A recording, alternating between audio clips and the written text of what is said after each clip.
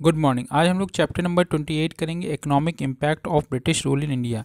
अब जो major difference between British colony in India और बाद में जो इन्वेडर्स आए, जो क्या कहते हैं अर्लीस्ट इन्वेडर्स थे और जिन्होंने बहुत सारे स्ट्रक्चरल चेंज करे इंडियन इकोनॉमी, लेकिन जो ड्रेन करा away India wealth as tribute.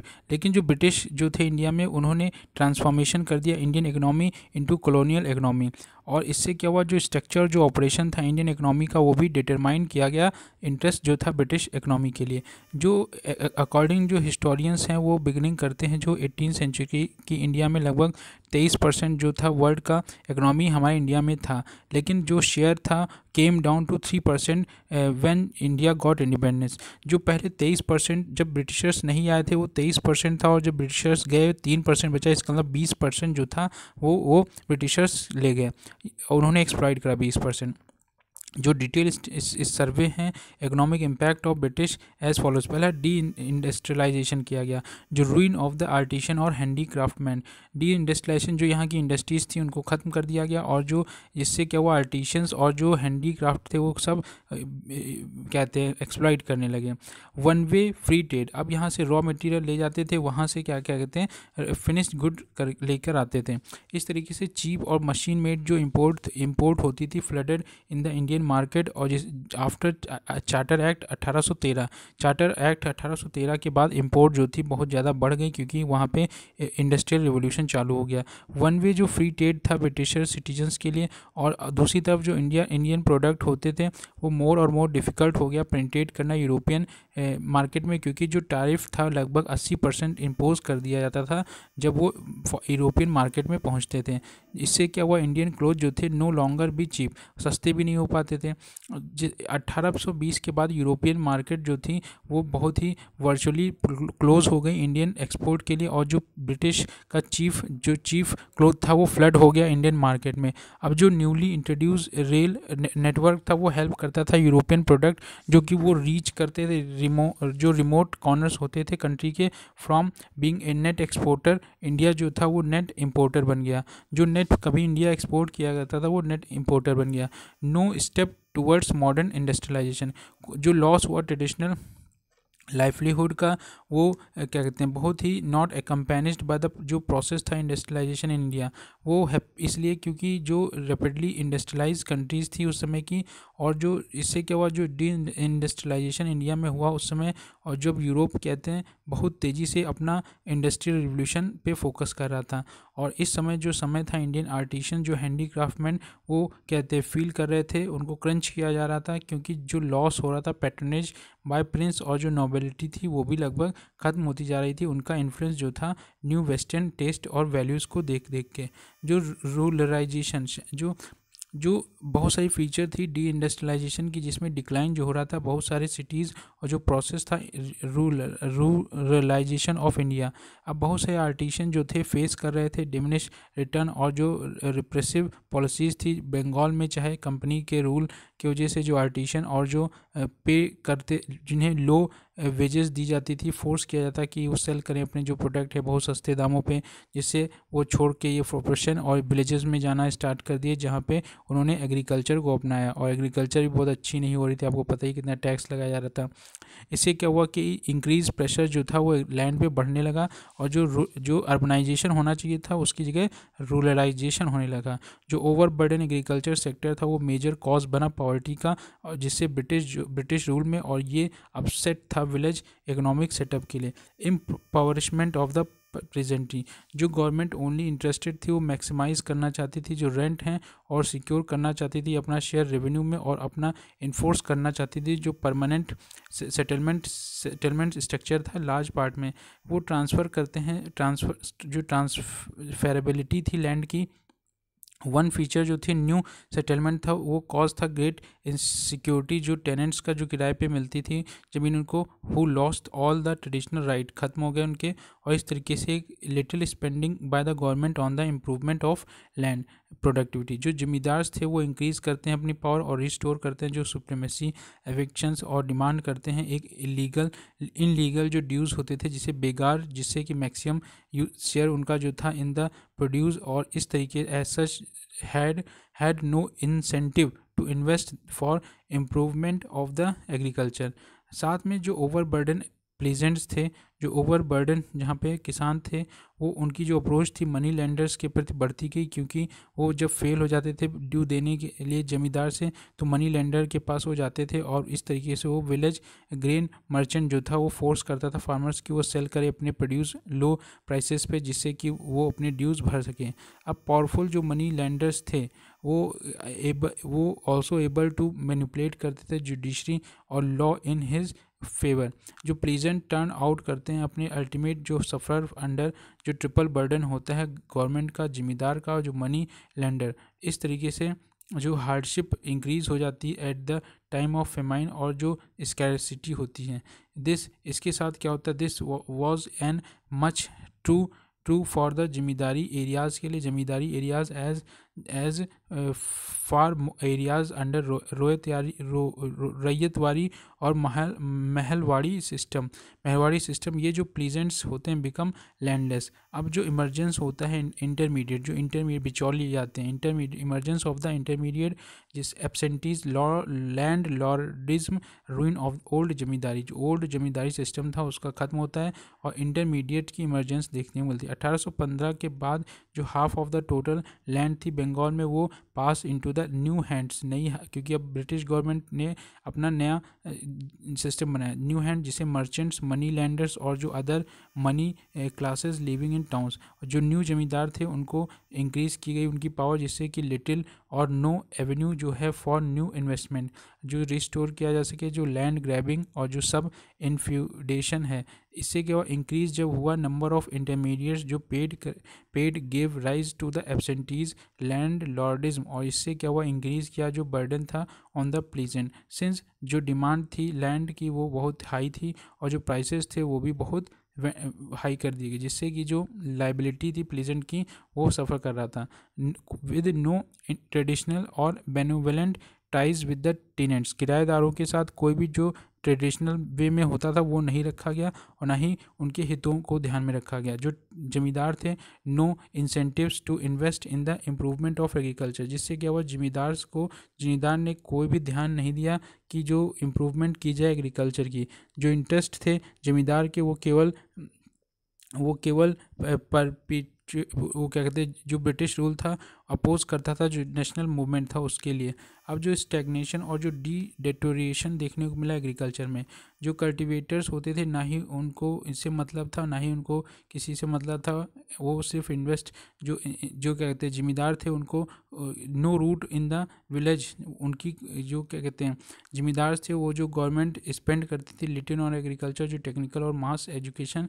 लेकिन ऑल दिस जो टुगेदर कहें तो जो फ्रेगमेंटेशन हो रहा था लैंड का ड्यू टू द सब इनफ्यूड्रेशन की वजह से, अब जो डिफ़िकल्ट था to introduce modern technology which causes the perpetuality low level of productivity, famine और पॉवर्टी, जो रेगुलर रिकरेंस हो रहा था फेमाइंस का, क्योंकि जो कॉमन फीचर थी डेली एग्जिस्टेंस की इंडिया में बहुत सारे जो भुखमरी अकाल आ रहे थे, बिकॉज क्योंकि जो फूड ग्रेन स्कैरिटी हो रही थी, क्योंकि डायरेक्ट जो रिजल्ट था पॉवर्टी, जिससे कि कॉलोनियल फोर्सेस इंडिया में वो क्या कहते हैं अपना प्रभाव डाल रही थी। 1850 के बाद 1900 तक लगभग 2.8 1850 के बाद 1900 लगभग 2.8 करोड़ जो पीपल थे भुखमरी से मर गए।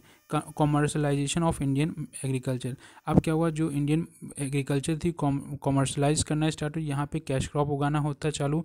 लगभग half of the 19th century जो अनदर सिग्निफिकेंट जो ट्रेंड देखने को मिला, यहाँ पे emergence of the commercialisation of the agriculture, क्योंकि जो एग्रीकल्चर थी अब वो क्या कहते हैं वे ऑफ लाइफ बन गई थी बिजनेस इंटरप्राइज में। अब जो एग्रीकल्चर जो थी उसमें इन्फ्लुएंस हुआ कॉमर्शियल कंसंट्रेशन का, जिसमें स्पेशलाइज्ड क्रॉप जो थे वो ग्रो कराए जाते थे for the consumption in the village, but जो सेल थी उनकी नेशनल और इंटरनेशनल जो मार्केट थी वो बहुत लो पे। जो कमर्शियल क्रॉप होते थे जिसमें cotton, jute, groundnut, oil seeds और क्या कहते हैं शुगर केन, टोबैको, ये सब होती थी, जो क्या कहते हैं रिम्यूनरेटिव होती थी फूड ग्रेन से।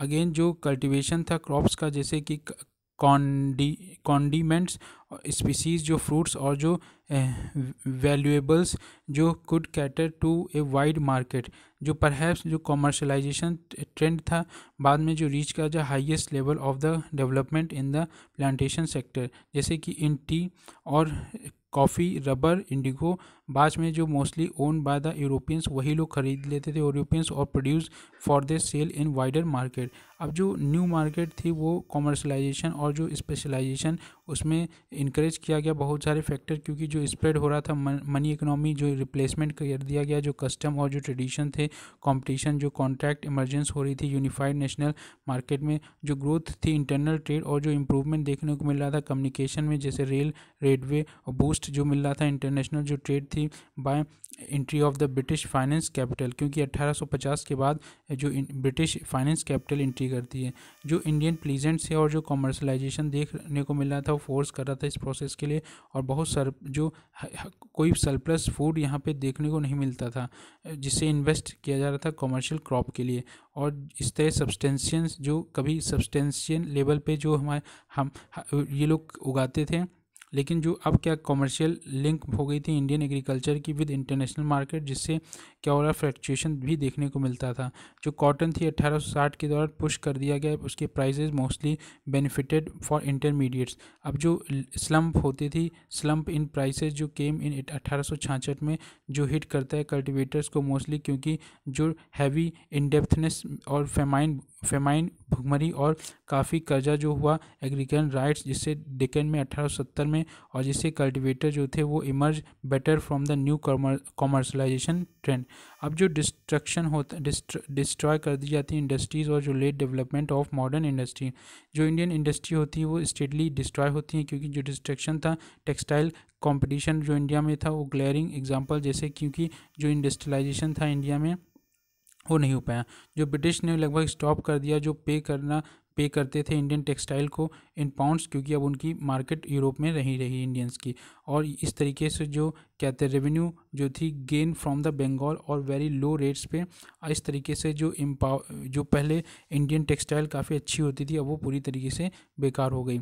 और इससे क्या हुआ इम्प्रूविंग द प्लीजेंट्स फर्दर, जो थ्रीविंग जो शिप बिल्डिंग इंडस्ट्री थी वो भी क्रश कर दी गई। सूरत और जो मालाबार या वेस्टर्न कोस्ट में, बंगाल या मंसूलीपट्टनम में ईस्टर्न कोस्ट में जहाँ पे शिप बिल्डिंग इंडस्ट्रीज़ थी वो भी लगभग ख़त्म कर दी गई। और ब्रिटिश शिप जो थे वो कॉन्ट्रैक्ट दिए गए कंपनी को, जिससे कि जो मोनोपोली थी ट्रेड रूट्स पे बन सके। और जो इंडियन मर्चेंट शिप्स थे वो केवल क्या कहते हैं अलॉन्ग द कोस्ट जो फेस करते थे हैवी ड्यूटीज़।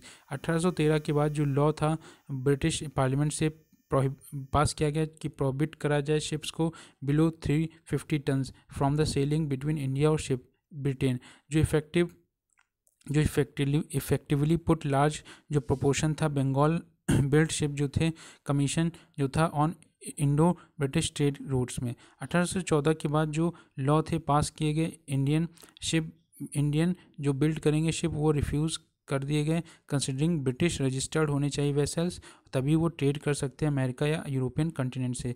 इससे क्या डिक्लाइन हुआ इंडियन शिपिंग इंडस्ट्री का, और इस तरीके से ब्रिटिश जो थे did not allow the Indian steel industry कि वो ग्रो सके। इस इंडस्ट्री जैसे कि टाटा के पहले कोई भी यहाँ पे आयरन और स्टील बनाने वाली कंपनी नहीं थी। टाटा ने बहुत दिनों तक छोटा नागपुर प्लेटू में ओर ढूंढा, तब उन्होंने स्टील इंडस्ट्री लगाई। जो स्टील इंडस्ट्री ये बाद में चल के जो रेलवे का जितना काम होता था यही करती थी, क्योंकि वर्ल्ड वॉर लड़ने से बहुत ज़्यादा खर्चा वहाँ आ रहा था। इंडस्ट्री जो थी जैसे टाटा जो बिगन करती है अपना प्रोड्यूस स्टील, बाद में आफ्टर लॉट ऑफ ट्रबल जब रिक्वायर्ड होती परमिशन दी जाती है, restricted by being force to produce करेंगे higher standard of steel for the British use, केवल ब्रिटिश यूज़ के लिए। जो फर्म थी वो not able to produce lower standard of steel at the same time. इससे क्या हुआ, जो क्या कहते हैं लार्जर जो मार्केट थी डिमांड कर रही थी लोअर क्वालिटी की स्टील की, वो नहीं बन पाई। जो रिस्ट्रिक्शन लगा दी गई कि प्लेस कि वो Britain on the Indian steel import, जो स्टील जो ओनली प्रोड्यूस की जाती थी इंडिया में, ऑब्वियसली जो ग्रोथ थी इंडस्ट्री की वो भी हैम्पर्ड हो गई। अब जो इंडियन ट्रेडर्स और मनी लैंडर्स और जो बैंकर थे वो असेम्ड सम की जो वेल्थ है वो जूनियर पार्टनर थे English merchant capitalist in India. जो रूल था वो फिटेड जो ब्रिटिश स्कीम है कॉलोनियल एक्सप्लॉयटेशन, और जो इंडियन मनी लैंडर हैं वो प्रोवाइड करेंगे loan to hard press agriculturalist, जिससे कि जो ऐसी फैसिलिटेट करेगा जो स्टेट कलेक्शन ऑफ रेवेन्यू। जो इंडियन ट्रेडर्स थे वो कैरी करते थे जो इम्पोर्टेड ब्रिटिश प्रोडक्ट थे रिमोटेस्ट कॉर्नर में, हेल्प करती थी in the movement of Indian agriculture product for the export. अब जो इंडिजिनस बैंकर जो थे हेल्प करते थे both in the process of distribution of और द कलेक्शन। इससे क्या हुआ, जो कॉलोनियल सिचुएशन थी रिटार्ड हो गई और जो डेवलपमेंट था हेल्दी, और जो इंडिपेंडेंट इंडस्ट्रियल बोरीजीज और जो उसका डेवलपमेंट था डिफरेंट फ्रॉम अदर जो इंडिपेंडेंट कंट्रीज थे जैसे जापान और जर्मनी। अब ये जो था केवल only half of the 19th century के बाद जो मॉडर्न मशीन बेस्ड इंडस्ट्री जो थी स्टार्ट हुई कमिंग अप इन इंडिया। जो फर्स्ट कॉटन टेक्सटाइल वो सेटअप की गई 1853 में बॉम्बे में बाय कोवासजी नानाओबे। जो फर्स्ट जूट मिल थी वो 1855 में रिशहरा बंगाल में, और बाद में जो मोस्ट ऑफ मॉडर्न इंडस्ट्री थी वो फॉरेनरों के द्वारा बनाया गया था और कंट्रोल किया जाता ब्रिटिश मैनेजमेंट एजेंसी के द्वारा। इसी के बाद जो रश था फॉरेन कैपिटल इंडिया में वो बढ़ गया दिस टाइम, और जो प्रॉस्पेरिटी थी हाई प्रॉफिट, जो अवेलेबिलिटी थी चीप लेबर, क्योंकि यहाँ पे चीप लेबर था और चीप और रेडली अवेलेबल रॉ मटेरियल भी सस्ते मिल जाते थे, और रेडी मार्केट भी अच्छी खासी यहाँ पे इंडिया में थी और नेबर्स में, जहाँ से डिमिनिशिंग जो एवेन्यू थी फॉर द इन्वेस्टमेंट इससे एट होम, जो लोग चाहते थे यहाँ पे इन्वेस्ट करना, और जो एडमिनिस्ट्रेशन जो था वो प्रोवाइड करता था जितनी भी हेल्प हो सकती थी, और इस तरह readymade market abroad for some Indian export जैसे कि जूट टी और मैग्नीज। इंडिया जो ओन करता था इंडस्ट्री वो लगभग came up for cotton textile, बाद में जो जूट है 19th सेंचुरी में, और शुगर और सीमेंट जो है 20th सेंचुरी में आए। इंडिया में जो ओन्ड इंडस्ट्रीज़ थी वो सफ़र कर रही थी बहुत सारे हैंडीक्राफ्ट जो क्रेडिट प्रॉब्लम्स थी, चाहे no tariff protection by government, और जो अनइक्वल कंपटीशन था फॉरेन कंपनीज़ में जो हाई टैरिफ लगा दिया करते थे, स्टिफ जो अपोजिशन था ब्रिटेन का कैपिटलिस्ट इंटरेस्ट का, वो भी बैक्ड बाय साउंड जो फाइनेंशियल और जो टेक्निकल इंफ्रास्ट्रक्चर एट होम। यहाँ पे इंफ्रास्ट्रक्चर भी इतना नहीं था। जो कॉलोनियल फैक्टर थे वो भी बहुत सारे सर्टेन स्ट्रक्चर और जो इंस्टीट्यूशनल चैलेंज होते आते हैं, जिसमें इंडस्ट्रियल जो डेवलपमेंट होता है उसमें जो उसका पैटर्न होता है कोर और हैवी इंडस्ट्री को लेके जो पावर जनरेशन वो भी नेगलेक्ट किया जाता है, जो सम रीजन्स क्योंकि जो फेवर मोर देन अदर्स, जो इससे क्या होता है जो रीजनल डिस्पैरिटी आती है, और ये जो रीजनल डिस्पैरिटी होती है ये हैम्पर कर देती है जो प्रोसेस था नेशन बिल्डिंग का। इस तरीके से जो absence of careful nurturing of technical education, जो इंडस्ट्रीज़ लैग्ड जो sufficient technical manpower, socially बाद में जो राइज हो रहा था इंडस्ट्रियल कैपिटलिस्ट क्लास का, और जो working class was an important feature of this phase. अब जो नेशनल क्रिटिसाइज होता है कॉलोनियल कॉलोनी का, जो अर्ली नेशनल इंटेलेक्चुअल्स होते हैं फर्स्ट हाफ जो 19th सेंचुरी का सपोर्ट करते थे ब्रिटिश रूल जो है वो इम्प्रेस कर रहा है और इससे मॉडर्नाइज होगी हमारी country based on the latest technology. बाद में जो कैपिटलिस्ट इकोनॉमिक ऑर्गेनाइजेशन होती हैं आफ्टर 1860 के बाद जो डिसइल्यूमिनेशन देखने को मिलता है कि सेटअप होता है जो पॉलिटिकल कंसिस्ट था, और बाद में ये देखने को मिलता है कि जो ब्रिटिश हैं रियली वो ब्रिटिश रूल जो है इंडिया के लिए सही नहीं है। जो फॉरमोस्ट अमंग जो इकोनॉमिस्ट एनालिसिस जो ब्रिटिश इकोनॉमी को एनालिसिस करते थे उसमें दादा भाई नौरोजी जिसे gold old man of India कहा जाता था। उसके बाद ब्रिलियंट एनालिसिस जो कॉलोनियल इकोनॉमी को करा था पुट फॉरवर्ड थ्योरी, उन्होंने इकोनॉमिक ड्रेन दी थी जिसमें कहा था poverty and un British rule in India. Other जो इकोनॉमिक एनालिसिस थे जिसमें जस्टिस महादेव, गोविंद रनाडे, रमेश चंद्र दत्ता जिन्होंने economic history of India, Gopal Krishna Gokhale G Subramania Iyer और जो प्रतिष्ठित चंद्र राय और जो 19वीं सेंचुरी में कॉलोनाइजेशन हो रही थी, कहा कि जो ट्रांसफॉर्मेशन है India into superior supplier of the food stuff और जो रॉ मटेरियल टू द मेट्रोलिस ये जो रॉ मटेरियल है यहाँ से निकाल रहे हैं और जो रॉ मटेरियल और जो मार्केट है मार्केट जो है फॉर मेट्रोपॉलिटन मैन्युफैक्चर जो है यूज़ कर रहे हैं और जो फील्ड है for investment of capital British.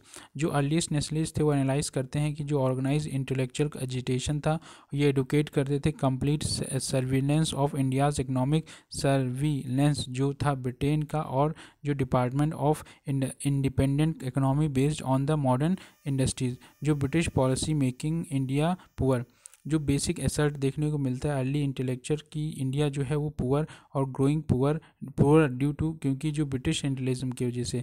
बाद में जो कॉजेज़ थे इंडिया के इकोनॉमिक बैकवर्डनेस के लिए वो मैन मेड और जो एक्सप्लेनेबल और रिमूवेबल थे। जो प्रॉब्लम थी पॉवर्टी की वो प्रॉब्लम जो थी वो प्रोडक्टिव थी क्योंकि जो कैपेसिटी और जो एनर्जी थी पीपल्स की यहाँ पे उनकी जो प्रॉब्लम थी नेशनल डेवलपमेंट को लेकर जो पॉवर्टी और नेशनल इश्यूज़ थे ये जो हेल्प कर रही थी कि जितने भी सेक्शन है सोसाइटी के अराउंड कॉमन इकोनॉमिक इश्यूज़ को लेके जो डेवलपमेंट जो था इक्वेट किया गया विद इंडस्ट्रियलाइजेशन। जो इंडस्ट्रियलाइजेशन थी वो बेस्ड थी Indian not foreign capital because क्योंकि जो अकॉर्डिंग जो अर्ली नेशनलिस्ट थे जो फॉरेन कैपिटल रिप्लेस कर दी गई सप्रेस किया गया इंस्टेंट आर्गूमेंटिंग जो इनक्रेज किया गया इंडियन कैपिटल को। जो ये सब प्रेशन देखने को मिला इकोनॉमिक ड्रेन जो देखने को मिला इंडिया से और यूरोप की तरफ ये स्ट्रेंथ करता था ब्रिटेन को और ओवर इंडिया। जो पॉलिटिकल कंसिक्वेंसेस आए फॉरेन कैपिटल इन्वेस्टमेंट जिससे इक्वली हार्मफुल हुआ और ये पॉलिटिकल कॉजेज कारण बना पॉलिटिकल जो सब्जेक्शन था और क्रिएट करता है एक वेस्टेड इंटरेस्ट जो सिक्योरिटी फॉर द इन्वेस्टर्स और परपिटेटिंग द फॉरेन रूल। अब जो ग्रोथ हुई ग्रोथ ऑफ ट्रेड और railway in to help Britain. जो एनालिसिस थे वो एक्सपोज करते हैं जो फोर्स थी ब्रिटिश गवर्नमेंट की जो ग्रोथ हुई फॉरेन ट्रेड और रेलवे की इससे क्या हुआ डेवलपमेंट इंडिया में। जो उनका पॉइंट था पैटर्न ऑफ जो फॉरेन ट्रेड था वो अनफेरेबल था इंडिया में जब क्योंकि ट्रांसपोर्टेशन ही था। ये रीलीगेटेड इंडिया जो है position of the importer of finish good और जो एक्सपोर्टर फॉर गुड मटेरियल्स इस तरीके से जो फूड स्टफ्स के लिए। जो डेवलपमेंट ऑफ रेलवेज़ की वजह से जो कोऑर्डिनेटेड नहीं थे विद इंडियाज़ इंडस्ट्रियल नीड वो भी चाहते थे कॉमर्शियल हो और इंडस्ट्रियल रिवोल्यूशन आना चाहिए। जो नेट इफेक्ट देखने को मिले रेलवे की वजह से जो इनेबल करते थे जो फॉरेन गुड हैं आउट स्टेल इंडिजिनियस प्रोडक्ट। अब जो बेनिफिट जो इम्पिटस था स्टील मशीनरी और जो कैपिटल इन्वेस्टमेंट रेलवे में वो ब्रिटिश का था। और जीवी जोशी जो रिमार्क करते हैं कि एक्सपेंडिचर जो हो रही है रेलवे में should be seen in the Indian subsidy to the British industries.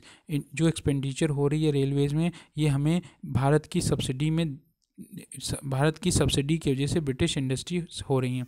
One way free trade और टैरिफ पॉलिसी। जो नेशनलिस्ट थे उन्होंने कहा कि वन वे फ्री ट्रेड जो है ये रूइन कर रही है हमारे इंडियन हैंडीक्राफ्ट इंडस्ट्री को जो कि एक्सपोज करता था प्री मेच्योर अनइक्वल जो अनफेयर कंपटीशन था। और जो टैरिफ पॉलिसी थी वो गाइड करती थी कि ब्रिटिश कैपिटलिस्ट इंटरेस्ट को हाई टैरिफ लगाया जाता था तो वहाँ पे हमारा माल बिक नहीं पाता था। अब जो फाइनेंस फ्रंट था जो टैक्सेस और जो लिवाई करे गए थे ओवर बर्डन जो पुअर पे इससे स्पेयर कर रहे थे जो ब्रिटिश कैपिटलिस्ट थे और जो ब्यूरोक्रेटिस्ट थे। जो डिमांड थी रिडक्शन करना लैंड रेवेन्यू का और जो एबॉलिश करना जो शॉर्ट टैक्स था जो इम्पोजिशन ऑफ इनकम टैक्स और जो एक्सरसाइज ड्यूटीज़ लगाई जाती थी कंज्यूमर गुड में जो कंज्यूम किए जाते थे रिच मिडल या फिर क्लासेस से जो गवर्नमेंट एक्सपेंडिचर कर रही थी। इट वाज अर्ज कहा कि जो सीवियर कॉलोनी नीड्स हैं ओनली वाइल जो डेवलपमेंट था और वेलफेयर जो था उसको इग्नोर किया गया। Effect of economic drain. अब क्या हुआ जो ड्रेन थ्योरी थी इनकॉर्पोरेट ऑल थ्रेड जितने थे नेशनलिस्ट क्रिटिसाइज करते हैं कि डिन्यूड इंडिया और जो प्रोडक्टिव कैपिटल थी according to the nationalist estimate करते हैं जो इकोनॉमिक ड्रेन है at that time more than the total land revenue जो थी वो लगभग half of the total government revenue जो थी और 1/3 जो थी टोटल सेविंग जो थी जिसमें टुडे टर्म के हैं तो लगभग 8% नेशनल प्रोडक्ट। जो कॉन्सेप्ट जो था drain one country taking away wealth from one another, ये इजिली ग्रैप्स कर लिया गया by the nation of the pleasant from home exploitation किया गया on the matter of daily experiences. Economy issue a stimulant to national unrest, जो national agitation था economic issue को लेके वो सर्व कर रहा था।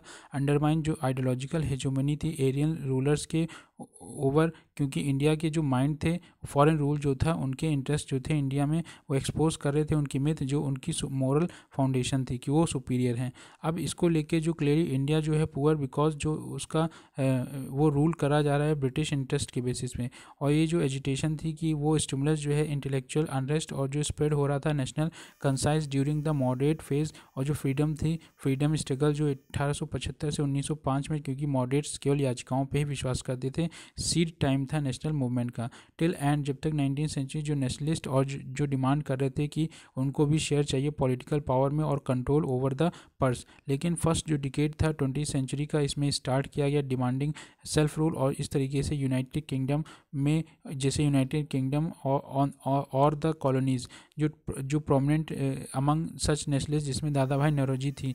Stage of colonialism in India, जो फंडामेंटल करेक्टर था इन ब्रिटिश रूल का इंडिया में वो did not remain same through out it's, लगभग 200 साल तक उन्होंने जो रूल करा उसमें सभी समान नहीं था, क्योंकि नियरली 2 सेंचुरीज़ में 200 साल तक उन्होंने रूल करा। जो चेंजिंग पैटर्न ब्रिटिश पोजीशन देखने को मिला जिसमें इकोनॉमी जो थी वो चेंजेस देखने को मिला mature of the British colonies. जो मार्क्सिस्ट हिस्टोरियंस स्पेशली जो रानी फले दत्ता आइडेंटिफाई करते हैं कि जो 3 ओवरलैपिंग स्टेज थी हिस्ट्री में इम्पलिस्टिक में रूल इन इंडिया। पहला पॉइंट करते हैं जो ईच स्टेज है developed out of the condition जो प्रीवियस स्टेज की वजह से और जो different mode of colonial exploitation overlapped.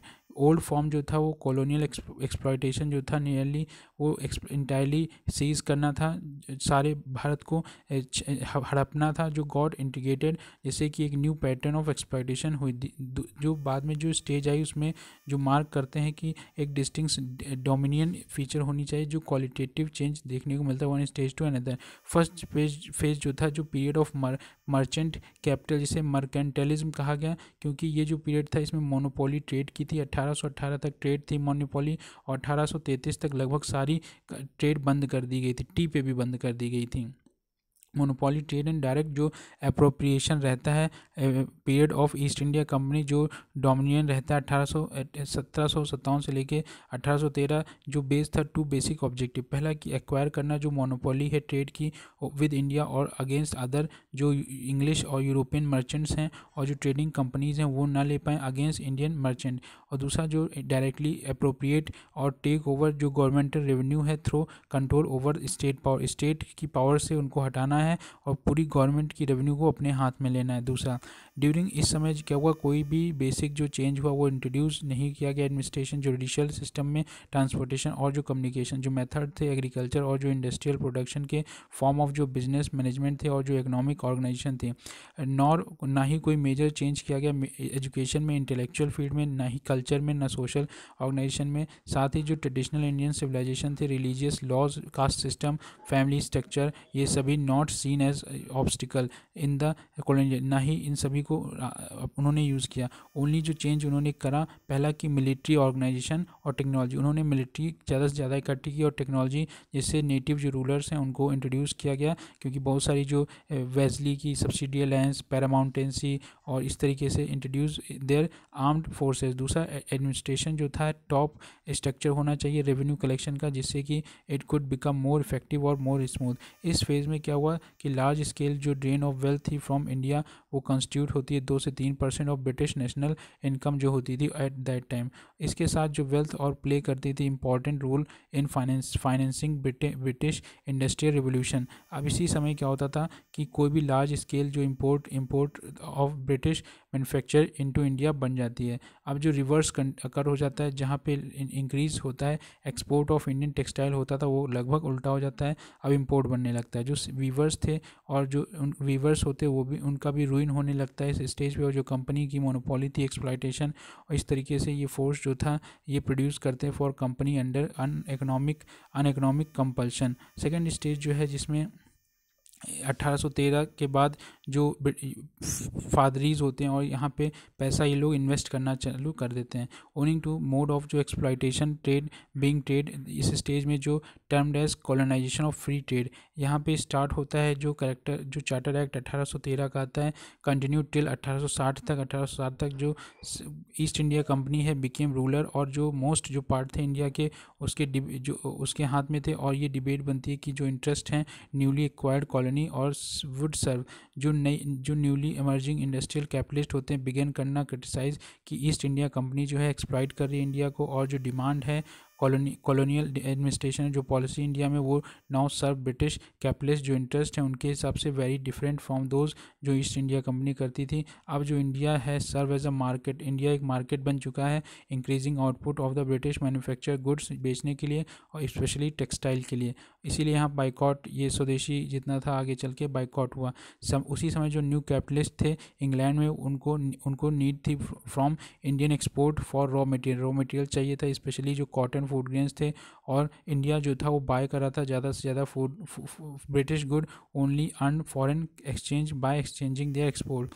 जो एक्सपोर्ट थी रॉ मटेरियल और जो इंक्रीज़ हो रहा था sharply to meet the dividend of the company, जो प्रॉफिट था ब्रिटिश मर्चेंट्स का, ये भी जो नीड थी मनी की वो भी पेंशन ऑफ द जो पेंशन जो होती थी ब्रिटिश ऑफिसर की वो भी इंडिया से ही दी जाती थी ब्रिटिश आफ्टर रिटायरमेंट। और इस तरीके से जो फॉलोइंग फीचर्स जो थी विजिबल, पहला इंडिया की जो कॉलोनियल इकोनॉमी थी वो इंटीग्रेट कर दी जाती है विद द ब्रिटिश और वर्ल्ड कैपिटलिस्ट इकोनॉमी के द्वारा। इससे जो पॉसिबल होता है introduction of the free trade.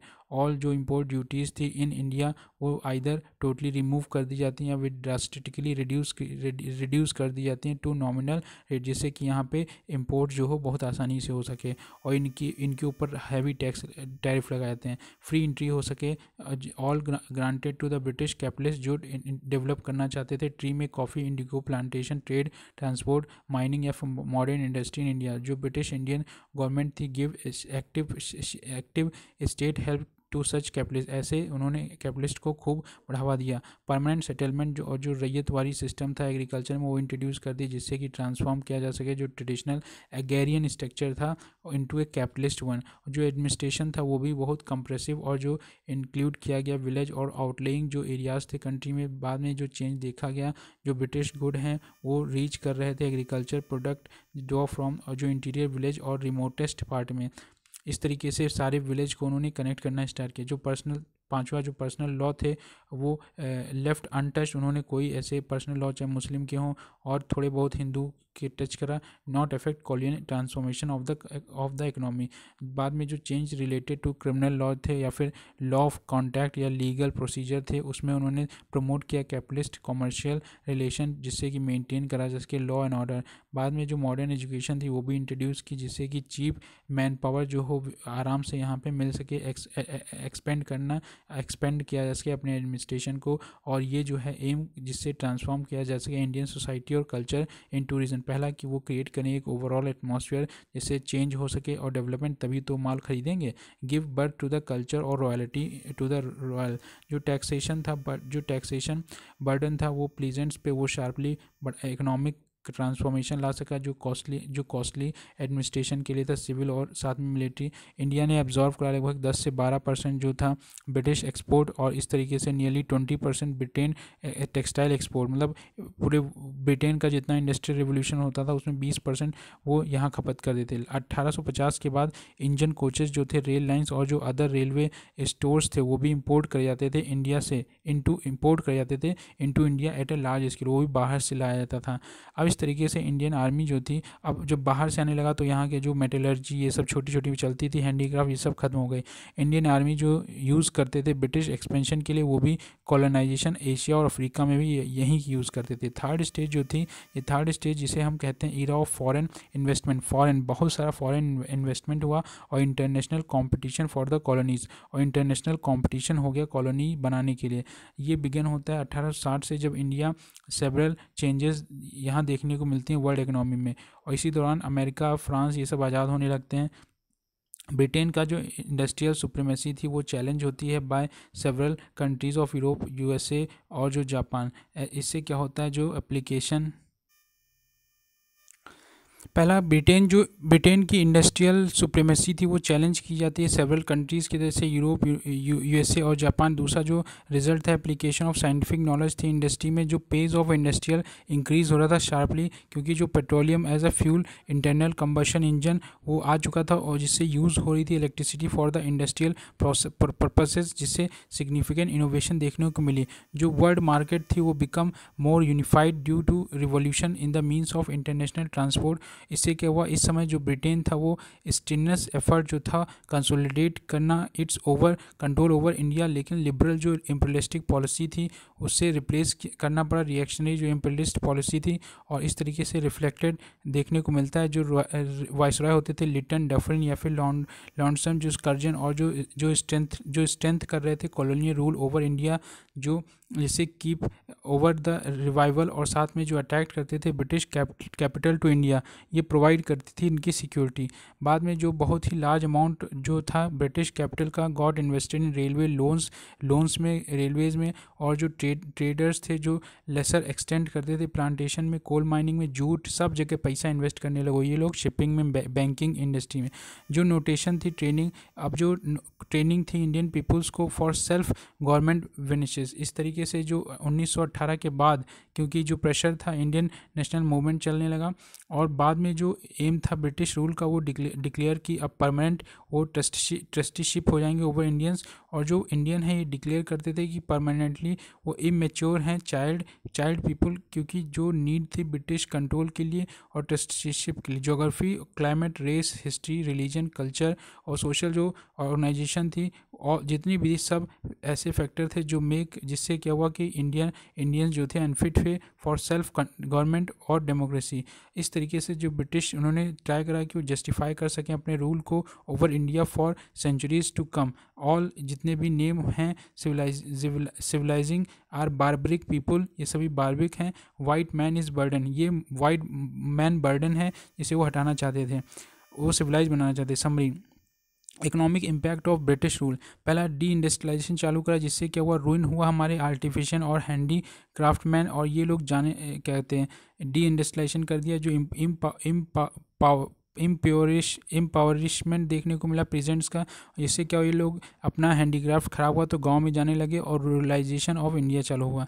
Emergence of new land relation, जिसमें रूइन ऑफ ओल्ड जमींदार्स और जो स्टैग्नेशन और जो डिटोरिएशन ऑफ एग्रीकल्चर देखने को मिला। जो कमर्शलाइजेशन था इंडियन एग्रीकल्चर का, और जो development of modern industry, rise of the Indian national बोगरी। बाद में इकोनॉमिक ड्रेन भी देखने लगा, फेमाइन और पॉवर्टी। दूसरा नेशनल क्रिटिसाइज, जो इंडिया गेटिंग पुअर, क्योंकि जो कॉलोनियल एक्सप्लॉयटेशन हुआ, प्रॉब्लम जो थी पॉवर्टी की वो नेशनल प्रॉब्लम थी, क्योंकि राइज हो रहा था प्रोडक्टिव जो कैपेसिटी थी एनर्जी की, और जो डेवलपमेंट था इक्वेटेड विद इंडस्ट्रियलाइजेशन, जो main should take place through Indian और नॉट अ फॉरेन कैपिटल।